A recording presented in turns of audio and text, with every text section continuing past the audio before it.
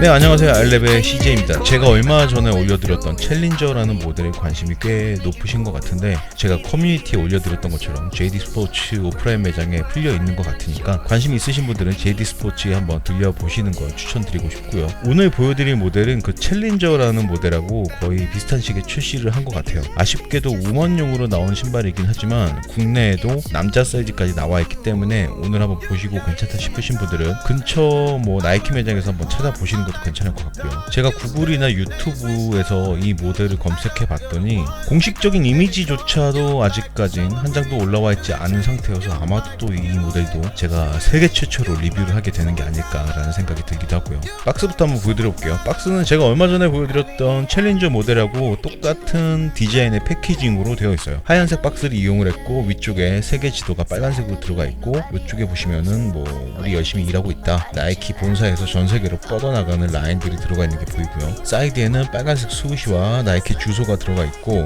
이쪽에는 나이키 수우시, 이쪽에는 빨간색 수우시, 이쪽에는 제품 정보가 들어있죠. 네, 모델명은 W 나이키 데이브레이크로 되어 있고요. W는 당연히 우먼의 약자라고 할 수 있고 사이즈는 US 사이즈로 10.5를 구입을 했는데 센티미터로는 275로 나와 있긴 해요. 근데 이거는 우먼용으로 나온 신발이어서 아마도 남자가 이 신발을 신을 땐 반업을 해서 280을 신어야 평소에 신는 275와 비슷한 느낌을 느끼실 수 있다는 거 참고하셨으면 좋겠고요. 신발 한번 꺼내볼게요. 속지는 약간 중간 싸구려 속지가 들어있네요. 네, 신발을 꺼내봤고요. 챌린저나 데이브레이크 비슷한 시기에 나온 신발이죠. 70년대인가요? 80년대인가요? 정확히 언젠지는 모르겠지만 어쨌든 비슷한 시기에 나온 신발이어서 전체적인 쉐입도 비슷하고, 더군다나 이 신발 같은 경우는 얼마 전에 보여드렸던 그 챌린저 모델하고 월드와이드 팩이라는 디자인 컨셉을 함께 사용을 하고 있기 때문에 신발에 쓰인 컬러나 디자인 포인트들, 이런 레터링 요소들, 이런 부분들이 상당히 흡사한 느낌을 주고 있는 것 같아요. 챌린저하고의 차이점은 잠시 후에 디자인 보여드리면서 간단하게 한번 비교해 보도록 하고요. 이 신발 같은 경우도 챌린저와 마찬가지로 상당히 산뜻한 눈에 확 띄는 채도가 높은 컬러들을 사용을 하고 있는데, 저는 계절감에 있어서 너무나 마음에 드는 컬러감이라고 말씀을 드리고 싶고, 역시 가피의 메인 컬러가 하늘색이다 보니까 여름에 시원한 이런 컬러의 스니커즈도 상당히 매력적으로 느껴지네요.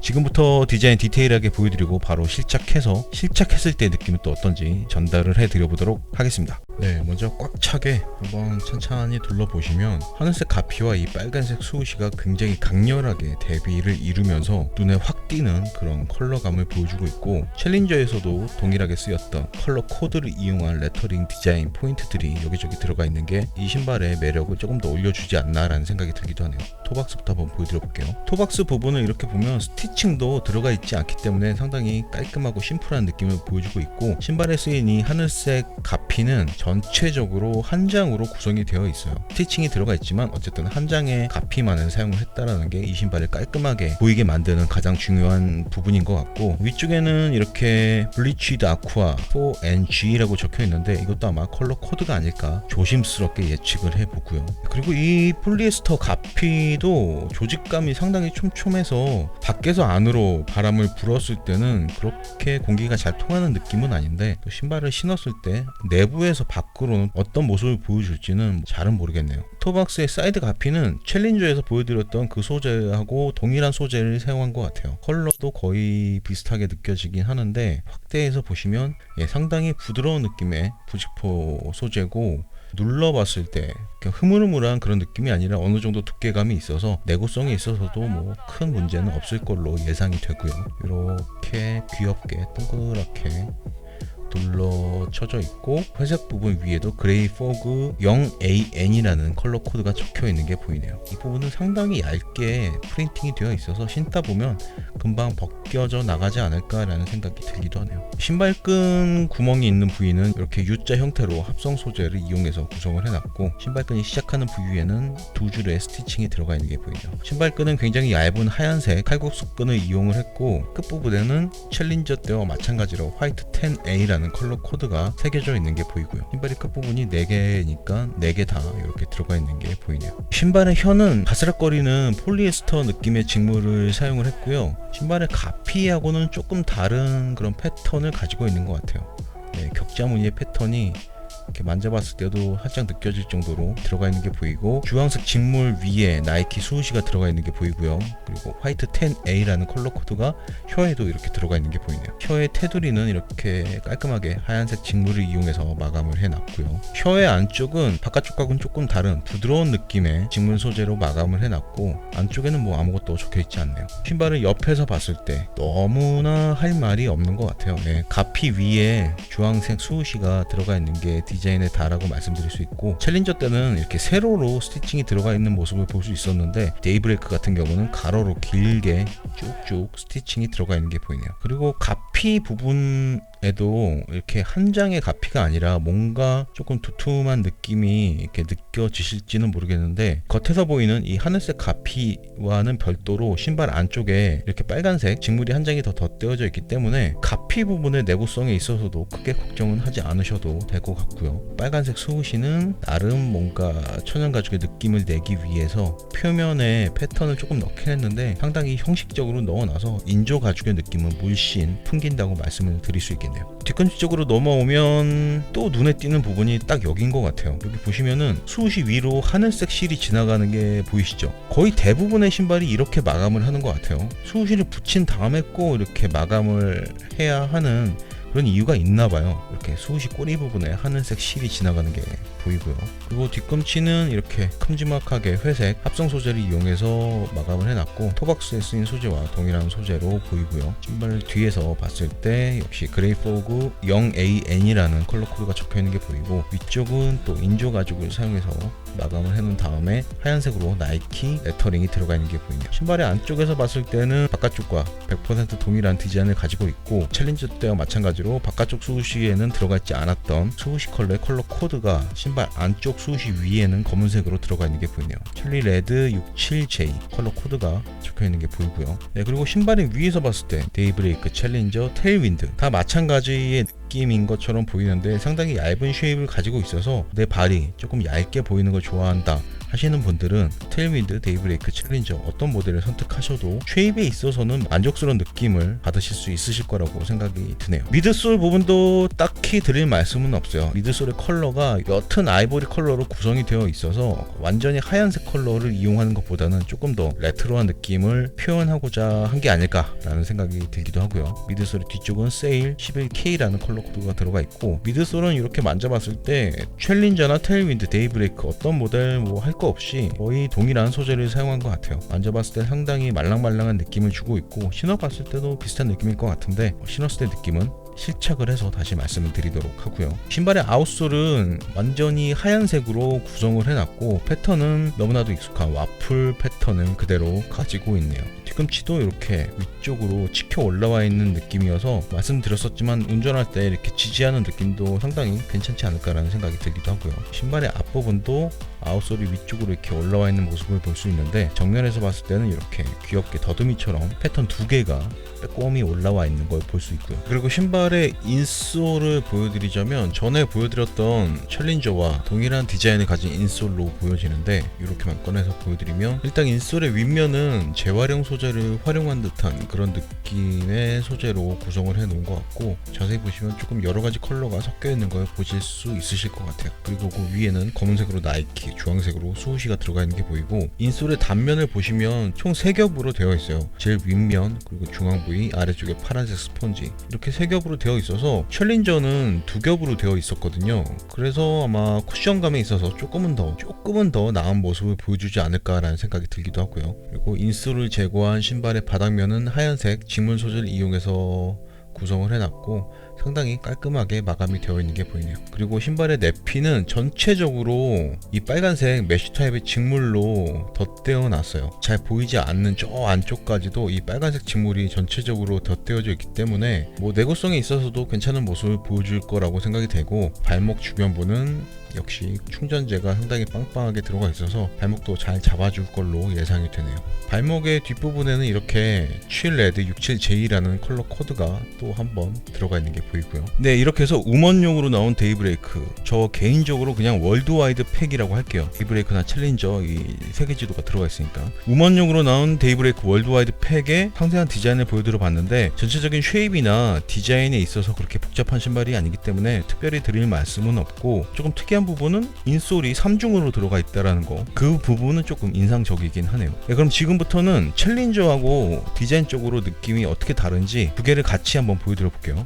챌린저와 데이브레이크 두 개를 꺼내봤고요. 일단 신발을 위에서 이렇게 봤을 때 거의 비슷한 느낌이긴 하지만, 제가 봤을 때 딱 눈에 띄는 거는 신발끈 주변부가 데이브레이크 같은 경우는 이렇게 그냥 일자로 쭉 올라가는 디자인인 반면에, 챌린저 같은 경우는 이렇게 지그재그로 디자인이 된 게 눈에 확 띄는 부분이었고, 데이브레이크 같은 경우는 가피에 가로로 쭉쭉 스티칭이 들어가 있는 반면에, 챌린저 같은 경우는 이렇게 세로로 스티칭이 두 줄이 들어가 있는 게 눈에 띄네요. 뒤꿈치 부분을 가시면은 이 힐컵 부위가 가피의 중앙까지 쭉 나와 있는 디자인을 가지고 있는 반면에, 이 챌린저 같은 경우는 상당히 짧게 디자인이 된 게 디자인적으로는 차이점이라고 말씀을 드릴 수 있고요. 뒤에서 봤을 때 느낌은 살짝 디테일이 다르긴 한데, 이 챌린저 모델이 조금 더 발목 부분이 높고 평평하게 디자인이 되어 있는 반면에, 데이브레이크는 조금 낮고 이렇게 뾰족하게 디자인이 되어 있는 차이점이 있네요.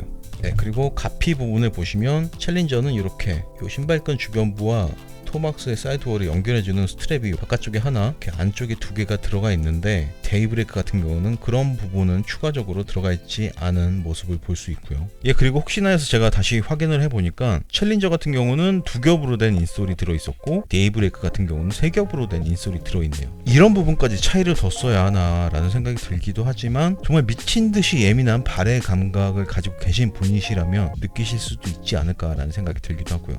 그리고 아웃솔의 형상도 조금 다르네요. 이게 데이브레이크 모델인데 뭔가 굴곡이 있긴 하지만 전체적으로 일자에 가까운 그런 형태를 가지고 있는 반면에, 이 챌린저 같은 경우는 아웃솔이 쭉 올라오면서 안쪽으로 조금 휘어 들어가는 그런 형상을 가지고 있는 것도 차이점으로 보이긴 하고요. 네, 이렇게 해서 챌린저와 데이브레이크의 비교도 한번 해봤는데, 지금부터 시착을 한번 하면서 우먼용으로 나온 275와 맨용으로 나온 275의 사이즈감도 어느 정도 차이가 있나 확인을 하면서 전체적인 실착 느낌을 한번 전달해 드려보도록 하겠습니다. 네, 저는 지금 우먼용으로 나온 데이브레이크 월드와이드 팩을 신고 있고요. 월드와이드 팩이란 이름은 제가 이 신발의 패키징을 보고 그냥 붙인 이름이니까 정식 명칭은 아니라고 일단 말씀을 드리고요. 네, 이 신발은 말씀드린 것처럼 우먼용으로 나온 신발이기 때문에, 일단 우먼용으로 나온 신발의 특징을 말씀을 드리자면, 모델마다 약간씩의 차이는 있겠지만 대부분의 우먼용으로 나온 신발들이 가지고 있는 공통적인 특징이 발볼이 상당히 좁게 나와요.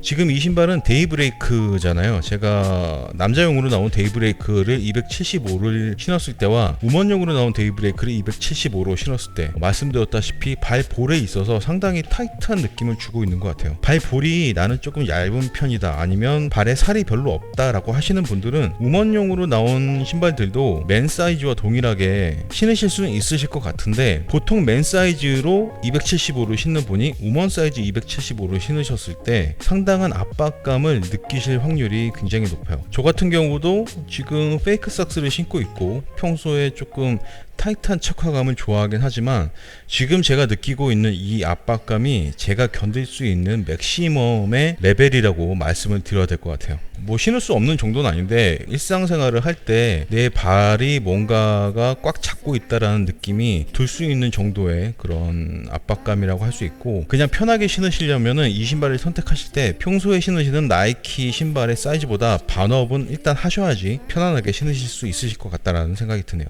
저 같은 경우도 뭐 이 신발을 신고 굉장히 격렬하게 운동을 할 경우는 그렇게 많지 않기 때문에, 편하게 신으려면 아마도 280을 신어야지 더 편안한 느낌이지 않을까라는 생각이 드네요. 우먼용으로 나온 신발을 선택하실 땐 일단 반업을 해서 신어보시는 게 발에 잘 맞을 확률이 높다라는 거 꼭 참고하시고요. 일단 힐 슬립 먼저 말씀을 드리면, 이렇게 걸을 때 거의 뒤꿈치와 내 발이 하나가 된 듯한 그런 느낌을 받을 정도로 상당히 높은 수준의 일체감을 보여주고 있는 것 같아요. 이 신발을 반업해서 280을 신었을 때는 조금 살짝 힐슬립이 발생할 수 있는 가능성이 있긴 하지만 지금 현재로서는 너무나도 만족스러운 그런 힐슬립의 느낌이라고 말씀을 드리고 싶고, 양말을 100점이라고 쳤을 때 95점 이상 정도 줄 수 있지 않을까라는 생각이 드네요. 근데 뭐 이런 느낌은 제가 우먼 275를 신었기 때문에 이렇게 느껴지는 걸 수도 있으니까 그 부분은 참고하시고요. 쿠션 부분, 쿠션은 뭐 일반적인 데이브레이크와 거의 동일한 느낌이라고 생각을 하시면 될 것 같아요. 손으로 만져봤을 때도 상당히 말랑말랑한 느낌을 주는 미드솔이었기 때문에 뒤꿈치에 하중을 실었을 때 쑥 들어가는 모습이 그냥 눈으로도 보이시죠? 눈으로 보이시는 것처럼 굉장히 말랑말랑한 쿠션감을 주고 있고,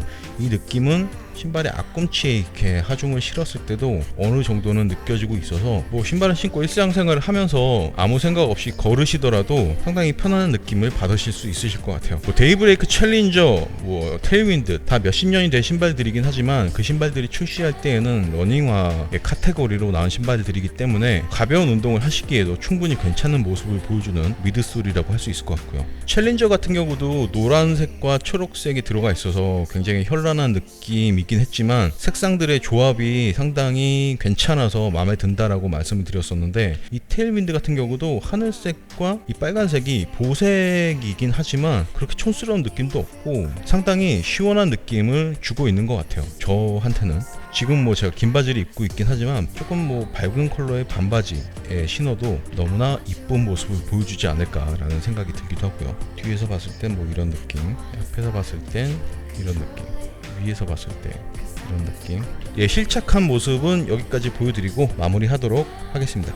실착한 모습까지 보고 오셨고요. 다른 부분은 뭐 신고 있는 모습 정도 참고하시면 되겠지만, 중요한 부분은 우먼으로 나온 나이키 신발 같은 경우는 무조건 반업 정도 하셔야지 평소에 신으시던 사이즈와 비슷한 느낌을 받으실 수 있으시다는 거 꼭 참고하셔서 사이즈 선택에 도움이 됐으면 좋겠네요. 예를 들어서 저는 평소에 275를 신으니까 우먼용으로 나온 신발은 280을 신어야지 비슷한 느낌이 되겠죠.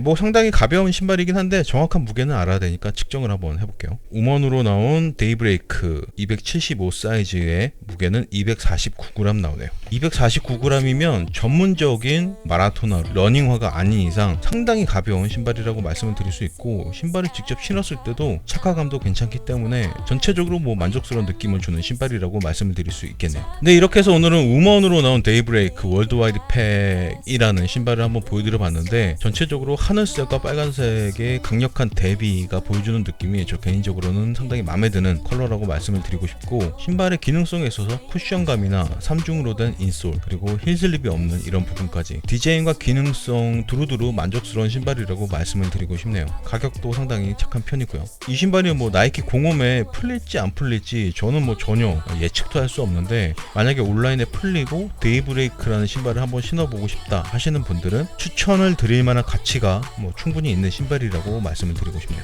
오늘 준비한 리뷰는 여기까지고요. 이제 목요일이고 내일만 지나면 또 주말이니까 마지막 하루 조금만 더 파이팅 하시고 주말 신나게 보내셨으면 좋겠네요. 오늘도 끝까지 시청해 주셔서 너무나 감사드리고, 지금까지 저는 아일랩의 CJ였습니다. 데이브레이크. Take me away to an island when I feel that my weight breathes. Maybe I can go to Paris, say bonjour to the Arc de Triomphe, or maybe I can go to Ibiza and dance till the sun comes out. This to my left, this to my right.